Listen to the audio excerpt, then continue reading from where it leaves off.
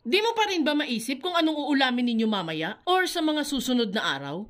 Nako guys, isama mo na sa lista ng lulutuing ulam itong recipe na isi-share ko sa inyo ngayon. Perfect ito sa mga tight ang budget dahil ilang sangkap lang naman ang ihahalo natin dito. Dito nga po ay pe-prepare ko lang saglit yung mga sangkap na gagamitin natin. Maghihiwa lang muna tayo dyan ng ilang piraso ng mga talong guys.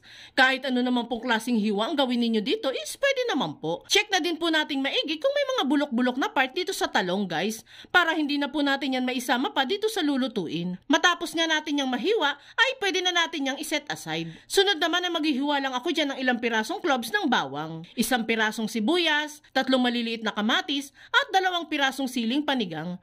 Ito palang recipe na gagawin natin guys ay kaya pong magpakain ng 4 hanggang 5 miyembro ng pamilya. At bukod pa doon, kahit nga matipid at minimal ingredients lang yung gagamitin natin, ay sure naman akong talagang magugustuhan ito ng pamilya natin. Yung palang siling panigang guys is optional lang naman po ha. Pwede kayong wag na maglagay nito para makakain naman yung mga kids natin. After nga nating ma-prepare lahat ng yan ay pwede na tayong magluto. Sa ating kawali ay magpapainit lang muna tayo dyan ng sapat na mantika para po ipang prito dito sa ating mga talong.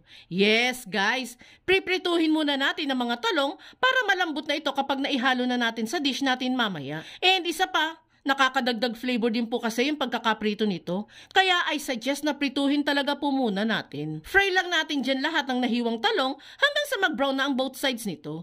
And kapag gano'n na nga, ay maaari na natin yung hanguin agad. Dito ulit sa pinagprituhan ng talong ay nagbawas lang po tayo ng mantika para makapagisa ng mga aromatics. Igigisa lang natin dyan ang sibuyas at bawang at hayaang lumabas ang aroma nito din sa kaisunod ang kamatis. At kung nakaabot ka sa part ng video nating ito, it means na interesado ka sa ulam recipe na sinishare natin today. At kung sakali pong magugustuhan mo ito, pwede po bang pakipusuan mo naman ang video natin at mag-iwan ka na din po ng comment na amazing tipid ulam recipe. Maraming salamat po.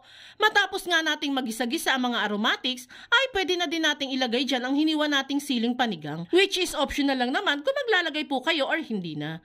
Igisa-gisa pa natin yan din sa kailagay ang 2 lata ng sardinas. Any brand naman po ng sardinas is pwede po dito guys ha. At kung saan po tayo mas nasasarapan, is go lang po tayo doon. Magdudurog lang po ako dyan ng ilang pirasong mga isda para mas maging malasa ang ating sauce. Ituloy lang natin ang pagigisa dyan, then saka naman ako maglalagay ng half cup ng tubig na kakanawin lang natin sa lata. Then saka isunod ang pampalasa tulad ng 3 tablespoon ng toyo at pamintang pino. Halu-haluin lang yan hanggang sa maghalo-halo na ang mga sangkap. Lulutuin pa natin yan ng ilan pang minuto hanggang sa mag-reduce ng bahagya ang sabaw nito. And kapag ganyan na nga na nabawasan na yung sabaw, ay pwede na nating ilagay dito yung naprito nating talong. Haluin lang maigi hanggang sa kumapit na sa mga talong yung sauce ng sardinas. Lulutuin pa natin yan ng mga 2 to 3 minutes bago natin tikman kung may kulang pa ba sa lasa. Para naman may i-adjust po natin bago natin ito hanguin. And there you have it guys. Ready to serve na itong madali, masarap, at matipid na pritong talong with sardine sauce.